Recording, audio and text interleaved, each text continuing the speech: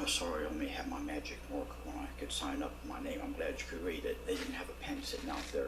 Last week we talked about the abduction is legal if perjury is committed. And today we're going to talk about what happens if you talk about it. So these laws are going to be copy and pasted off of the State of Virginia website.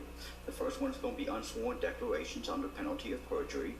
And by the unsworn written declaration is I declare or certify, verify or state under penalty of perjury that the foregoing is true and correct, like filing a motion in court. The second one is going to be 18.2, which is a criminal code, and is what is deemed perjury, punishment, and penalty. Any person who an oath is lawfully administered to on any occasion willfully swears falsely on such occasion, touches on material matter or thing. And then the bottom law is going to be 18.2, another criminal code, inducing another to give false testimony, sufficiency or evidence. And as any person procure or induces another to commit perjury or to give false testimony under oath. So on the second page, we can read the top line. It's going to be the witness name, and then it's going to be the witness statement. And then on the witness report, he is a court-appointed guardian ad litem, and the father of the juvenile he is representing is John Paul Ashley. Mr. Hall received a phone call from Mr. Ashley on October 31st making these threats towards Mr. Hall's family. Now, if I threatened anyone, I would have been arrested, and so this is a material fact that no threat was made because I wasn't arrested. The next page. This is going to be the transcript of what I said.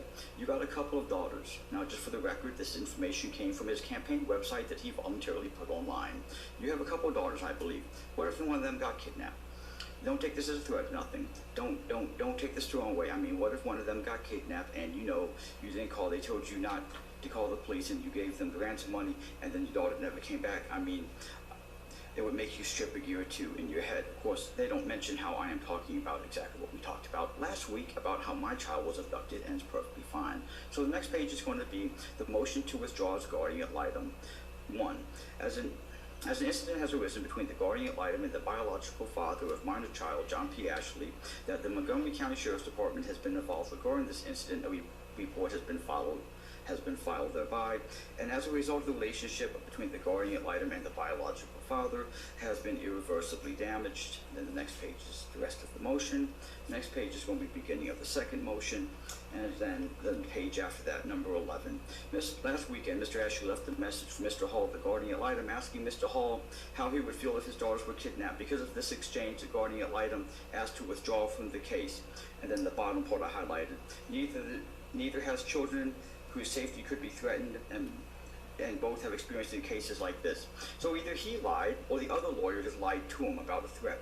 And also, how is it a threat if I'm repeating the county policy? The last page, Virginia Bar Association.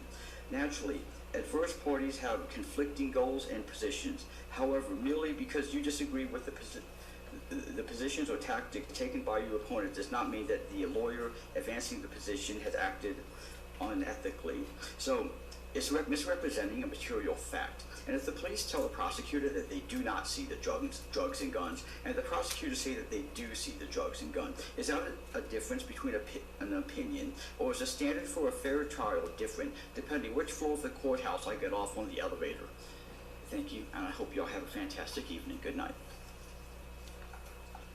Thank you.